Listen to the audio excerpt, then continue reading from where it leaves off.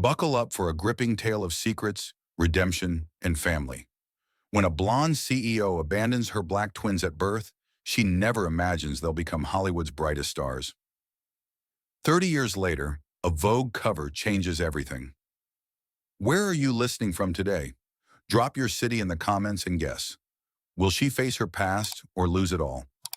Subscribe now for our latest stories and don't miss the twists that'll keep you hooked. Will the truth heal or destroy? Stick around to find out. Hit that subscribe button and share your thoughts below. Chicago, June. The morning sun poured through the floor-to-ceiling windows of Harper Media Solutions' penthouse office, bathing the room in a golden glow. Penelope Harper, 55, sat behind her polished mahogany desk, her blonde hair, now kissed with silver, swept into an elegant chignon. Dressed in a crisp white blazer, she exuded the kind of authority that had made her a titan in the advertising world. Her empire, built on razor-sharp instincts and relentless ambition, was untouchable, or so she thought. At the peak of her career, with a Lifetime Achievement Award looming at the Chicago Media Summit, Penelope was the picture of success. But beneath the polished exterior, a secret gnawed at her, one she'd buried so deep it felt like a ghost from another life. Her assistant Clara, a bright-eyed 20-something, breezed into the room, a stack of magazines tucked under her arm. "Ms. Harper, the latest press clippings," she chirped, placing them on the desk. Penelope nodded absently, her attention fixed on a client email. But as Clara turned to leave, a glossy cover caught the corner of Penelope's eye. She froze. There on the latest issue of Vogue were two faces that stopped her heart. A young man and woman, both black, their dark complexions radiant against the magazine's sleek backdrop. Their smiles were magnetic, their hazel eyes piercing eyes that mirrored her own. The headline blared, "The Mitchell Twins, Hollywood's $100 million powerhouse." Penelope's breath hitched. Her hand, trembling, reached for the magazine as if drawn by an invisible force. Uma Mitchell. Ulysses Mitchell. The names felt foreign, yet achingly familiar. Her vision blurred, the room tilting as memories she'd locked away for 3 decades clawed their way to the surface. 30 years ago, at 25, Penelope had been a rising star, fresh from college and poised to inherit her family's legacy. But a brief, passionate romance with Marcus Tate, a black musician with a smile that lit up her world, had changed everything. When she told her parents she was pregnant, their reaction was swift and brutal. "No daughter of ours will raise black children," her mother had spat, her father's silence even colder. They gave her an ultimatum: abandon the babies or lose her inheritance, her future, everything. Terrified and alone, Penelope made a choice that would haunt her forever. Days after giving birth to twins, a boy and a girl, she drove through a Chicago snowstorm to St. Augustine's orphanage. Her hands shook as she placed the bundled infants in a wicker basket, their tiny faces peaceful in sleep. A note, tucked inside, bore only their names, Uma and Ulysses. She'd whispered, "I'm sorry," before fleeing into the night, tears freezing on her cheeks. In the years that followed, she sent letters from abroad, pleading for updates on their well-being, but the orphanage never replied. Over time, she convinced herself they were better off without her, that her absence was a gift. She threw herself into her career, building Harper Media into a global powerhouse, marrying wealth to ambition. But the guilt never left her, a quiet ache that surfaced in the dead of night. Now staring at the Vogue cover, that ache erupted into a storm. Penelope's fingers traced the twins' faces, her heart pounding so fiercely she thought it might break. "Ms. Harper?" Clara's voice cut through, laced with concern. Penelope's head snapped up, her face pale as porcelain. "Are you all right?" Clara asked, stepping closer. Penelope forced a smile, her voice unsteady. "Just a dizzy spell. I'm fine." But she wasn't. The room spun, her knees buckled, and she collapsed onto the cool marble floor, the magazine slipping from her grasp. When she came to, Clara and 2 executives hovered over her, their faces etched with worry. "Should we call a doctor?" one asked. Penelope waved them off, sitting up too quickly. "No, just low blood sugar. Leave me, please." Her tone was firm, brooking no argument.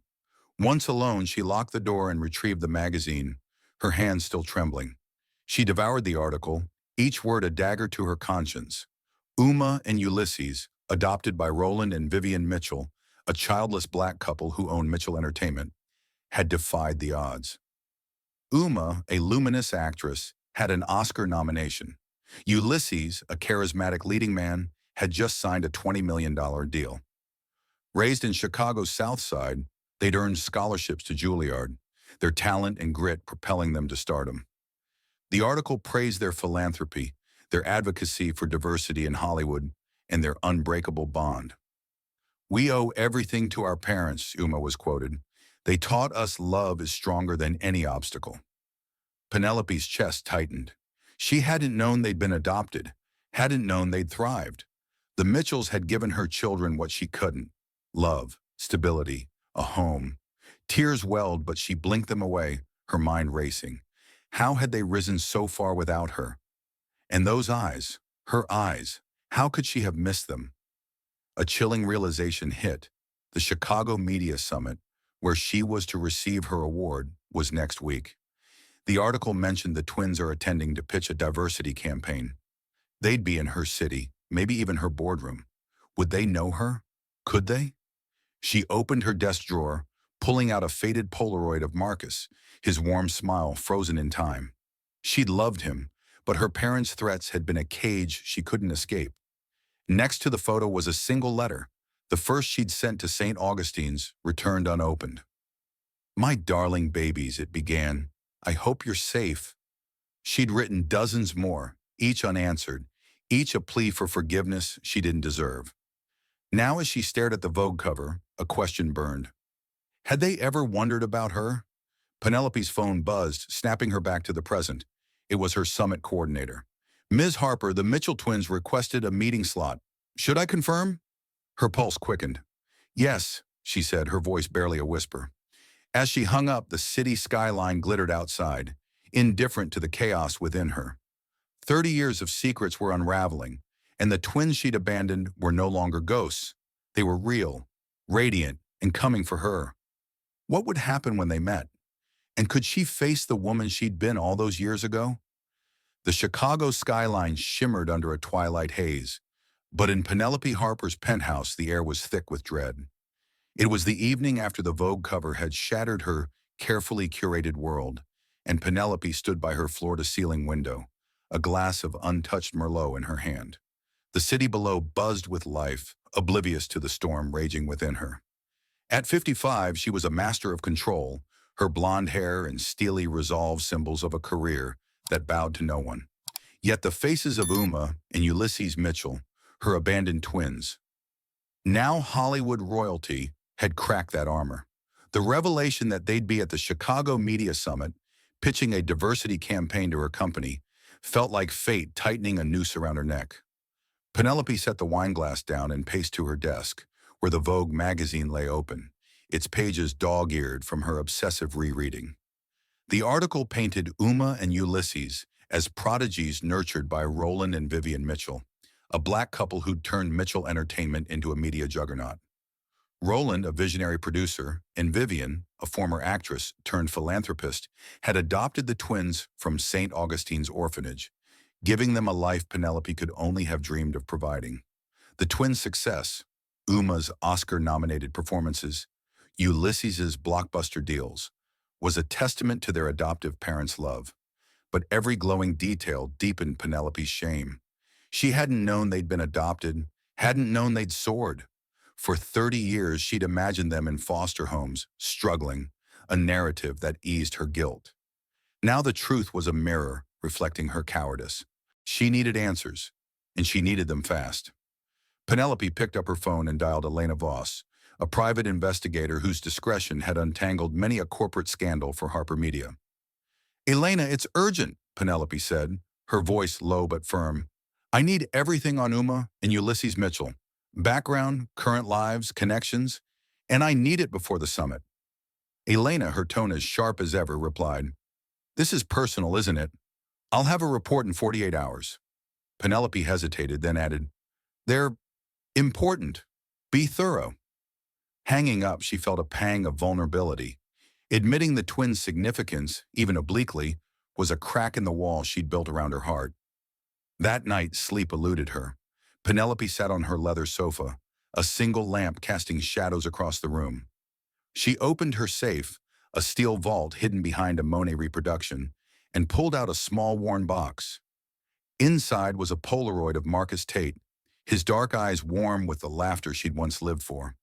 Next to it was a letter, yellowed with age, the first she'd sent to St. Augustine's in 1995.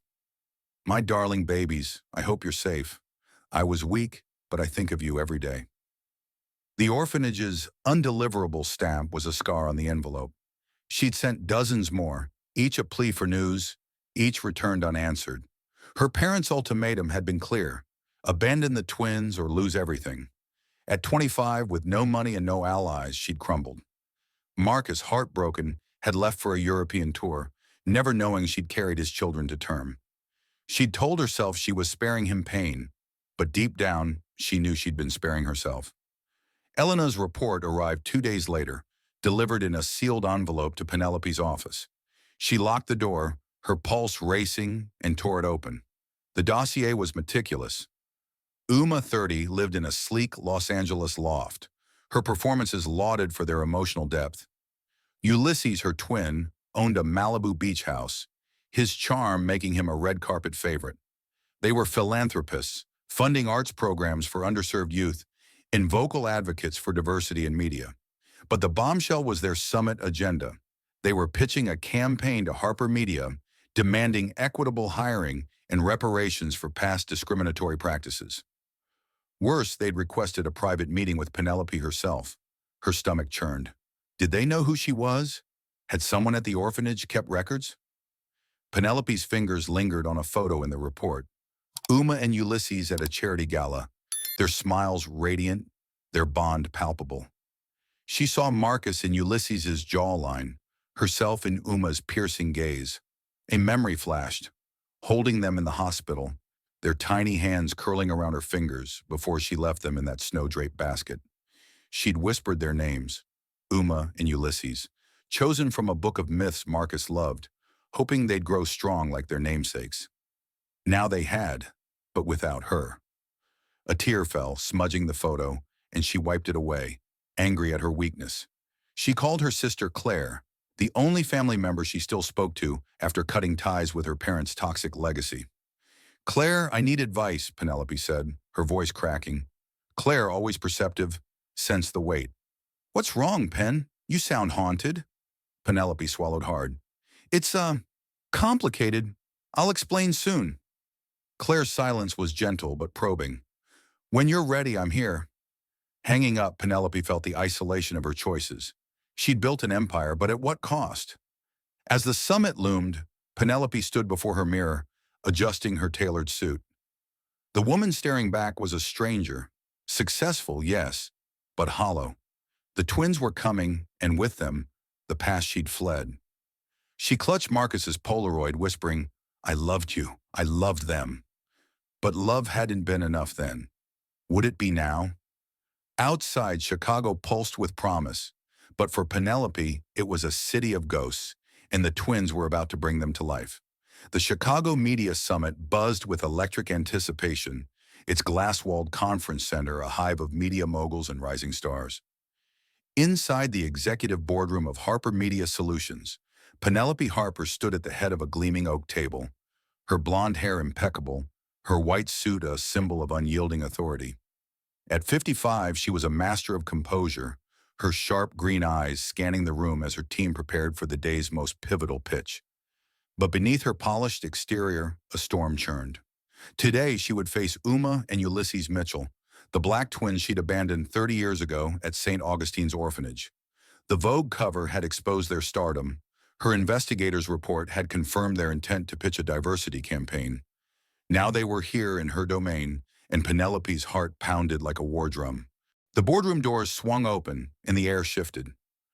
Uma Mitchell entered first, her presence a quiet force, her burgundy dress accentuating her radiant poise.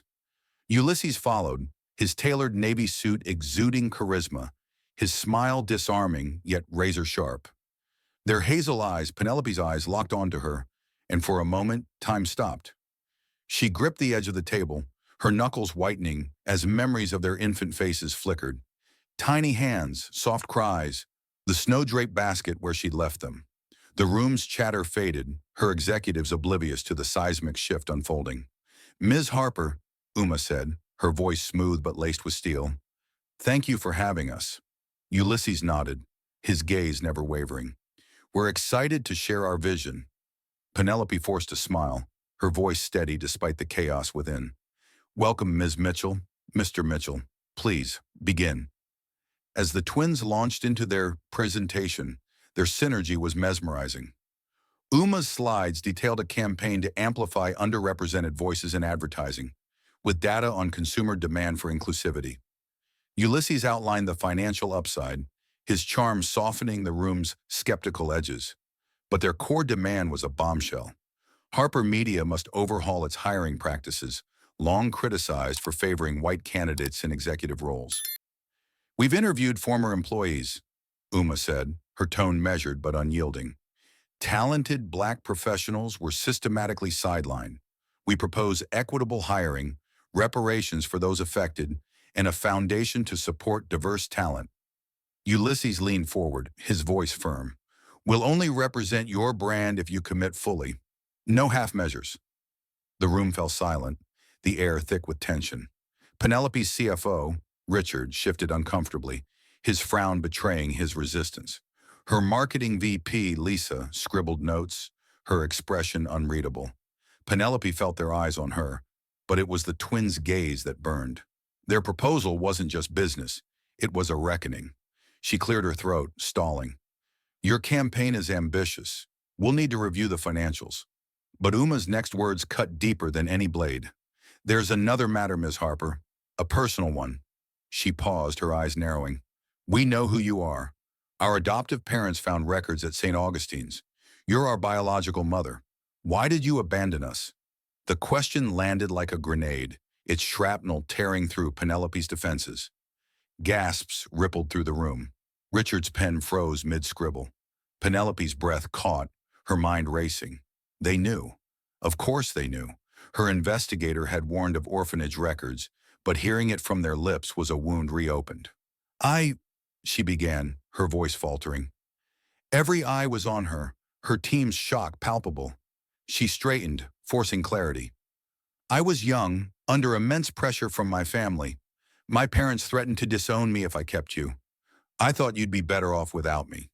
Ulysses's jaw tightened, his voice low but searing. "Better off? You left us in a basket, sent a few letters, then built an empire while we fought for scraps. Did you ever think about us?" The accusation stung, each word a mirror to her shame. Penelope's hands trembled, but she met his gaze. "I sent letters for years, begging for news. They were returned, blocked by my parents. I didn't know you'd been adopted by the Mitchells. Didn't know you'd thrived." Her voice cracked, betraying the grief she'd buried. "I was a coward, and I've carried that regret every day." Uma's expression softened for a fleeting moment, but her resolve held. "Regret doesn't change the past. Your company's discriminatory practices echo that same cowardice. We're offering you a chance to make it right." She slid a folder across the table, its pages outlining their demands. Millions in reparations, a diversity task force, a foundation in their adoptive parents' name. "You have until the summit ends to decide," Ulysses added. "If you agree, we'll be your brand ambassadors. If not, we walk." Penelope's fingers brushed the folder, its weight symbolic of the choice before her. Her team watched, waiting for her lead, but her mind was a battlefield. She saw Marcus in Ulysses's defiance, herself in Uma's poise. They were her children, yet strangers, their strength forged without her. "I'll review your proposal," she said, her voice steady now. "We'll reconvene before the summit closes." The twins nodded, their synchronized glance a reminder of their unbreakable bond. As they left, the room exhaled, murmurs erupting among her executives. Richard leaned in, whispering, "This could tank our stock. Are you seriously considering this?" Penelope ignored him, her eyes fixed on the folder. Alone in the boardroom, she opened it, scanning the meticulous plan. It would cost millions, alienate her board, and force her to confront her company's flaws. But it was more than business. It was a chance to face the twins she'd failed. She clutched the Polaroid of Marcus from her pocket, his smile a ghost of what might have been. "I'm sorry," she whispered, not to him, but to Uma and Ulysses. The summit stretched ahead, a gauntlet of choices. Would she rise to meet it, or let fear win again? The Chicago Media Summit pulsed with energy, but in Penelope Harper's penthouse office, a different storm was brewing. It was 3 days after the boardroom confrontation with Uma and Ulysses Mitchell, the twins she'd abandoned 30 years ago, now Hollywood icons demanding her company's reform. Penelope, 55, stood before her desk, her blonde hair slightly disheveled, her green eyes bloodshot from sleepless nights. The folder containing the twins' proposal, equitable hiring, reparations, a diversity foundation, lay open, its pages a silent challenge. She'd spent hours poring over it, wrestling with the cost, both financial and personal. But before she could decide, the world decided for her. Her phone buzzed incessantly, notifications flooding the screen. A tweet from an anonymous account, Truth Teller X, had ignited a firestorm. Harper Media CEO Penelope Harper is the biological mother of Uma and Ulysses Mitchell, abandoned at birth. Hypocrite. The post, retweeted thousands of times, unleashed a digital maelstrom. Blogs dissected her past. Ex-users posted grainy photos of her younger self, speculating about her motives. Hashtags like "Once Penelope Harper scandal" and "Abandonment Gate" trended, each one a dagger to her reputation. Former employees surfaced, sharing stories of Harper Media's discriminatory hiring, amplifying the outrage. "She blocked black talent from exec roles," one wrote. "Now her kids call her out?" Penelope's heart sank as she scrolled, the vitriol a mirror to her guilt. Her PR team scrambled, their urgent emails piling up. "We need a statement, Ms. Harper," her communications director, Sarah, pleaded via voicemail. "The stock's down 15%. Sponsors are pulling out." Penelope ignored the calls, her gaze fixed on a news alert. Harper Media faces boycott amid CEO's past. The summit, meant to crown her with a Lifetime Achievement Award, now felt like a gallows. She paced the Chicago skyline outside her window, indifferent to her unraveling empire. The twins' faces from the Vogue cover haunted her. Uma's poise, Ulysses's defiance. Had they leaked the story? The thought stung, but their boardroom demeanor suggested principle, not vengeance. Desperate for clarity, Penelope retreated to her safe, pulling out a locked box she hadn't touched in years. Inside were dozens of letters sent to St. Augustine's orphanage and returned unopened, each stamped undeliverable. She'd written them in her 20s, from hotel rooms in Paris, Tokyo, New York, begging for news of her twins. "My darling Uma and Ulysses, are you safe? I was weak, but I love you." A single letter, tucked at the bottom, bore a note in her mother's sharp handwriting. "We protected you from your mistake." The words hit like a slap. Her parents, driven by prejudice, had intercepted her letters, ensuring the twins never knew she cared. Penelope's hands trembled, tears blurring the ink. She'd been complicit, yes, but not alone in her betrayal. She called her estranged sister Claire, the only person who might understand. "Claire, it's a mess," Penelope said, her voice raw. Claire, now a therapist in Seattle, listened as Penelope recounted the scandal. "I sent letters, Claire. Dozens. Mom and Dad blocked them." Claire's sigh was heavy. "They were cruel, Pen, but you made choices too. What now?" Penelope hesitated. "I'm meeting the board tomorrow to push the twins' reforms. It'll cost millions, but it's right." Claire's voice softened. "Then fight for it, and for them." Hanging up, Penelope felt a flicker of resolve. She emailed her investigator, Elena Voss, attaching scans of the letters. "Deliver these to Uma and Ulysses. They deserve the truth." The next morning, Penelope faced her board, a room of stone-faced executives wary of the scandal's fallout. Richard, her CFO, was blunt. "These reforms, reparations, a foundation, will bleed us dry. The stock's already tanking." Lisa, the marketing VP, nodded. "And the boycott's growing. We need damage control, not more risk. Penelope stood, her voice steady despite her racing pulse. We've profited from inequity for years. The twins' plan isn't just ethics, it's survival. Consumers demand authenticity. If we don't act, we're finished. Richard scoffed. And if we do, we alienate investors. Are you betting the company on your kids? The word kids hit hard, but Penelope met his gaze. I'm betting on what's right. Approve this, or I resign. The room fell silent, the board's skepticism palpable. Penelope's phone buzzed, a text from Elena. Letters delivered to the Mitchells' hotel. They're reading them now. Her heart leapt, a mix of hope and fear. Would the twins believe her? Or would they see the letters as too little, too late? She excused herself, retreating to her office, where a news channel played on mute. A pundit's words flashed. Can Penelope Harper recover from abandoning her own children? She muted the TV, her reflection in the screen a ghost of the woman she'd been. The letters were her truth, but the scandal was her punishment. As evening fell, Penelope sat alone, the city lights twinkling below. She clutched a letter from 1996, its words a prayer. I hope you're loved, my babies. I wasn't strong enough. The scandal had exposed her, but the twins' proposal offered a path forward, if she could convince her board and herself to take it. Outside, Chicago hummed, unaware of the battle within her. The summit's end loomed, and with it, a choice that would define her legacy. Would she face the fire, or let it consume her? The Chicago skyline glittered under a starless night, but in the presidential suite of the Peninsula Hotel, Uma and Ulysses Mitchell sat in a cocoon of lamplight, their world narrowed to a stack of weathered letters. The twins, Hollywood's radiant powerhouses, were no strangers to drama, but nothing had prepared them for this. Hours earlier, Elena Voss, a private investigator with a steely gaze, had delivered a manila envelope from Penelope Harper, their biological mother, the woman who'd abandoned them at St. Augustine's orphanage 30 years ago. The social media scandal branding Penelope a hypocrite still raged, but these letters penned in her youthful hand promised a different story. Uma's fingers trembled as she opened the first, while Ulysses, usually unflappable, watched with a clenched jaw. The suite's plush silence was broken only by the rustle of paper. Uma, her burgundy robe slipping off one shoulder, read aloud, her voice soft but heavy.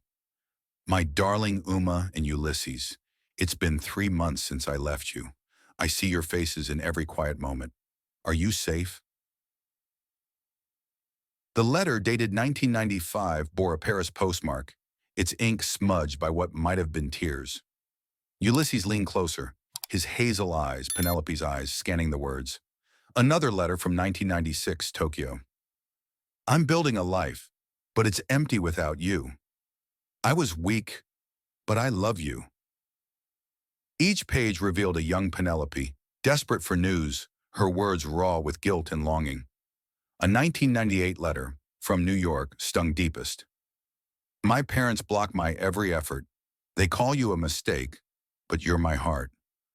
Uma's breath hitched. They stopped her letters, she whispered. She tried. Ulysses flipped through the stack. Dozens of envelopes, all stamped undeliverable. His voice was low, edged with anger. Why didn't Roland and Vivian know? They'd have told us. Their adoptive parents, the Mitchells, had always been open about the orphanage, but no records mentioned Penelope's attempts.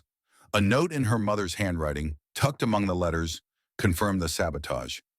We protected you from your mistake. Ulysses' hands balled into fists. Her parents buried this. They didn't want us in her life. Uma nodded, her eyes glistening. But she kept writing, Ulysses, for 10 years. The realization cracked their armor. The twins shared pain mingling with a flicker of empathy. They decided to visit Roland and Vivian, now retired in a cozy Chicago brownstone. The drive through the city's quiet streets felt surreal. The weight of the letters in Uma's lap, a tangible link to a mother they'd never known. At the Mitchells' home, the scent of Vivian's jasmine tea filled the air. Roland, his silver hair gleaming, pulled Ulysses into a bear hug, while Vivian, her warmth undimmed by age, held Uma's hand. You look troubled, sweetheart, Vivian said. her actress's intuition sharp. Uma handed her the letters, her voice unsteady. Penelope sent these. She tried to reach us, but her parents stopped her. Roland and Vivian pored over the pages, their expressions shifting from surprise to sorrow. We searched for your birth mother, Roland said, his deep voice gentle. The orphanage had no trace of her. If we'd known, Vivian touched Uma's cheek.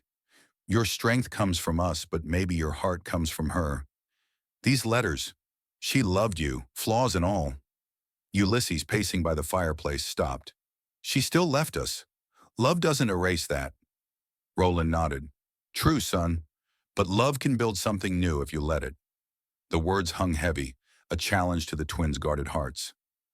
Back at the hotel, Uma and Ulysses sat cross-legged on the floor, the letters spread before them like a map of their mother's regret.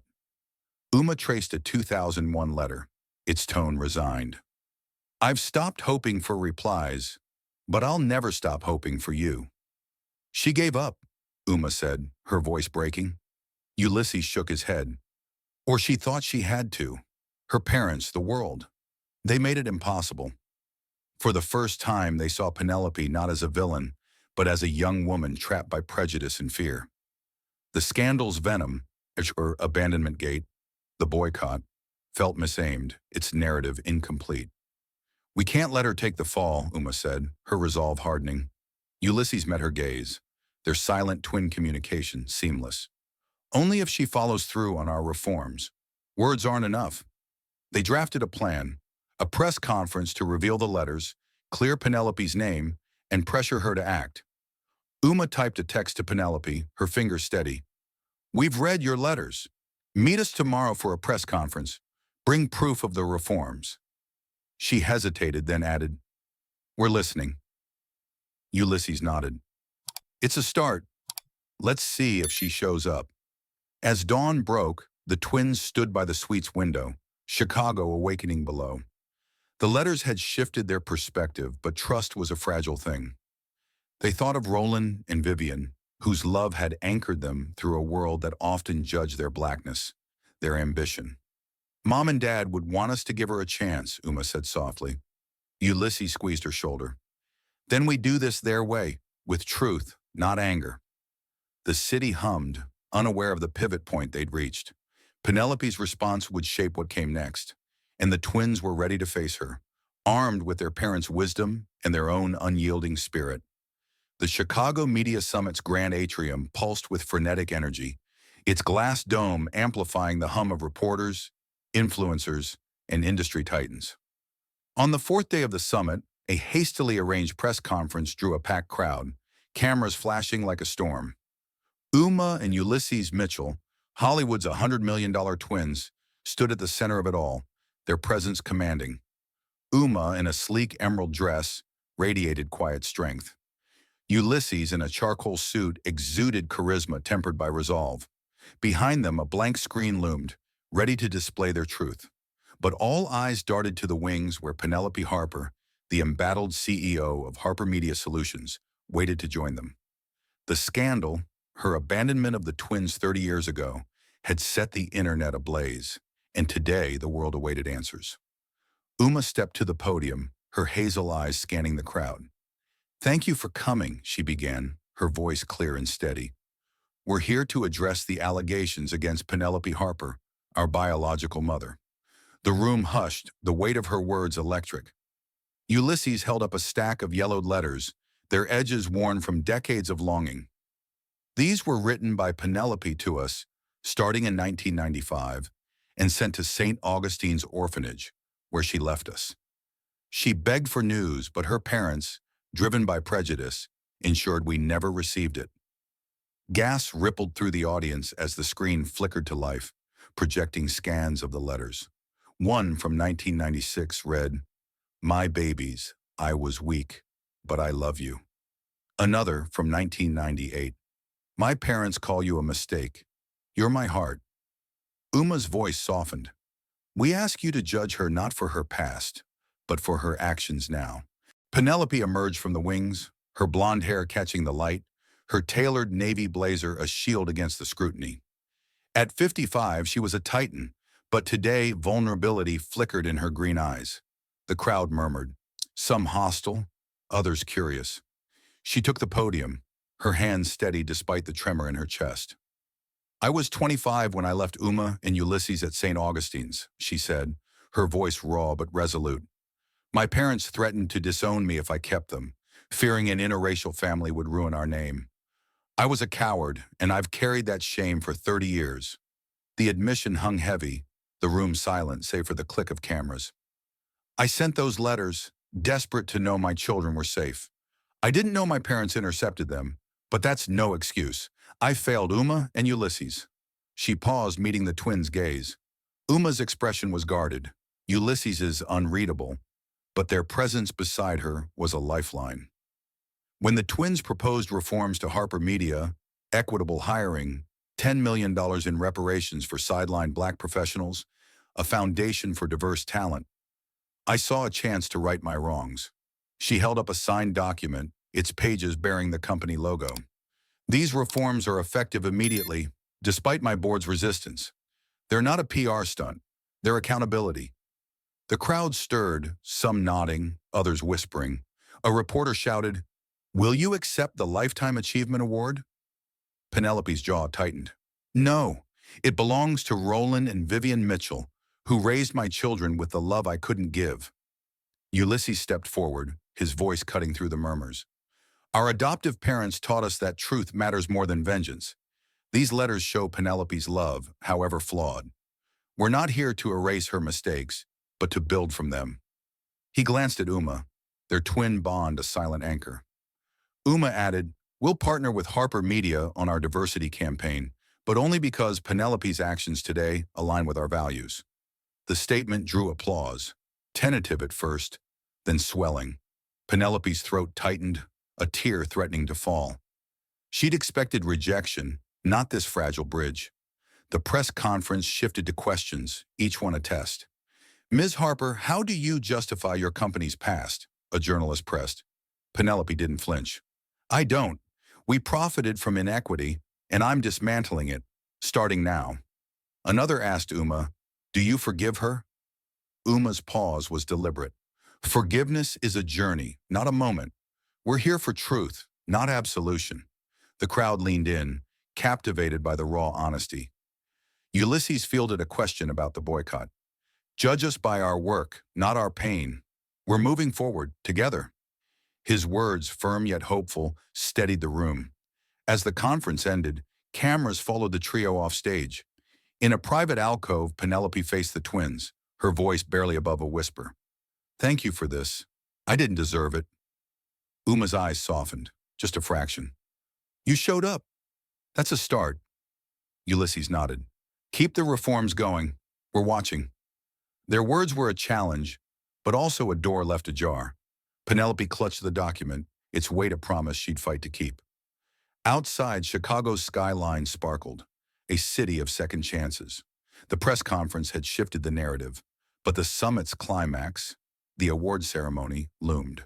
For now, Penelope stood with her children, their bond tentative but real, forged in the fire of truth.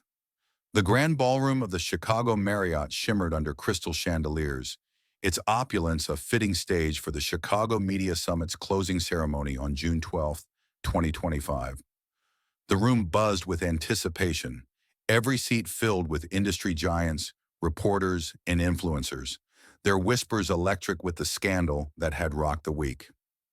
Penelope Harper, the blonde titan of Harper Media Solutions, was set to receive a Lifetime Achievement Award, but the revelation that she'd abandoned her black twins, Uma and Ulysses Mitchell, now Hollywood superstars, had turned the event into a spectacle. Backstage, Penelope adjusted her emerald gown, her hands trembling despite her steely resolve. At 55, she'd faced boardrooms and crises, but tonight felt like a reckoning. Uma and Ulysses stood beside her, their presence a quiet anchor. Uma, radiant in a sapphire dress, exuded poise. Ulysses, dashing in a black tuxedo, carried a calm intensity. Their hazel eyes, Penelope's eyes, met hers, a silent pact forged after days of raw truth. They'd agreed to join her on stage, not to endorse her, but to honor their adoptive parents, Roland and Vivian Mitchell, and to announce a bold new venture. The press conference had shifted public perception, revealing Penelope's intercepted letters, but tonight was her chance to own her past before the world. "Are you ready?" Ulysses asked, his voice steady but searching.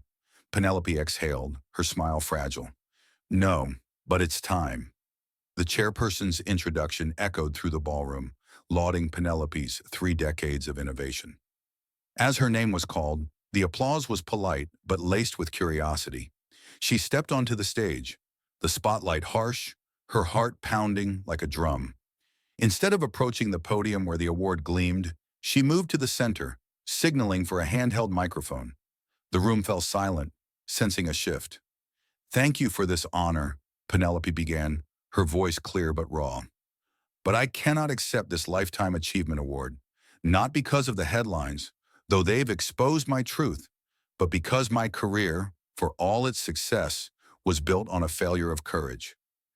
A murmur rippled through the audience, cameras flashing like lightning. Penelope's gaze found Uma and Ulysses in the front row, their expressions unreadable. "30 years ago, I made a choice driven by fear," she continued. "I abandoned my twins, Uma and Ulysses Mitchell, because my parents' bigotry convinced me an interracial family would ruin my future.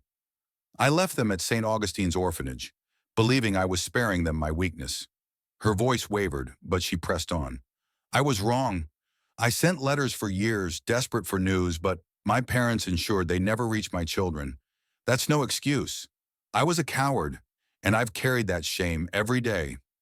The room was a vacuum, every breath held. Penelope gestured to the twins, who rose and joined her on stage, their presence commanding. Gasps punctuated the silence as Uma took the microphone, her voice resonant. "Our mother's choice left us with Roland and Vivian Mitchell, who raised us with love and strength we wouldn't trade. They taught us that forgiveness is a choice, not a debt." Ulysses stepped forward, his charisma filling the space. "We're here to honor them, not to erase the past, but to build something new." The twins' words, measured yet powerful, softened the crowd's skepticism. Penelope took a breath, her eyes glistening. "I've implemented the twins' reforms at Harper Media, equitable hiring, $10 million in reparations for those we failed, and a foundation to uplift diverse talent. But tonight, we announced something bigger." She paused, letting the tension build. "The Mitchell Family Foundation, funded with a $50 million endowment from Harper Media, will support childless parents through adoption and fertility care, ensuring no one faces the barriers my children overcame." Uma's voice joined hers, seamless. "This is our parents' legacy. Love that lifts others," Ulysses added, "and a commitment to truth, no matter the cost." The announcement sparked applause, which started tentatively and then grew thunderous. Penelope turned to the twins, her voice barely audible over the roar. "I cannot undo the years I lost, or the burden I left you to carry, but I can honor Roland and Vivian, who gave you what I couldn't." Uma's eyes shimmered, her nod subtle but real. Ulysses' hand grazed her shoulder, a gesture of solidarity. The crowd rose, their ovation a wave of respect, not just for the twins' grace, but for Penelope's vulnerability. As they left the stage, the ballroom still ringing with applause, Penelope felt a weight lift, not gone but lighter. Backstage, she faced the twins, her voice thick with emotion. "Thank you for standing with me. I didn't deserve it." Uma's gaze held hers, soft but firm. "You chose truth tonight. That matters." Ulysses' smile was faint but warm. "Keep choosing it." Their words were a bridge, fragile but spanning the chasm of 30 years. Outside, Chicago's lights danced, a city witnessing a pivot point. The ceremony had ended, but for Penelope, Uma, and Ulysses, a new chapter was just beginning, one written in courage and hope. Chicago's December chill wrapped the city in a silver frost, but inside a cozy cafe on Michigan Avenue, warmth radiated from a corner table where Penelope Harper sat with Uma and Ulysses Mitchell.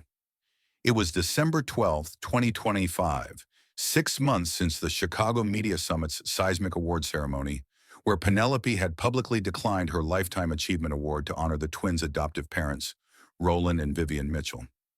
Now 55, her blonde hair softened by winter's light, Penelope wore a simple cashmere sweater, her usual armor of tailored suits replaced by something more human. Across from her, Uma, vibrant in a crimson scarf, sipped chai, while Ulysses, casual in a navy jacket, teased her about her pretentious drink order. Their laughter, light but genuine, was a melody Penelope had never dared hope to hear. The cafe's hum, clinking cups, murmured conversations, felt like a cocoon, shielding their tentative Sunday brunch tradition. These gatherings, born in the aftermath of the summit, were fragile threads weaving a new bond. The Mitchell Family Foundation, launched with Harper Media's $50 million endowment, thrived, funding adoption services and fertility care for underserved communities.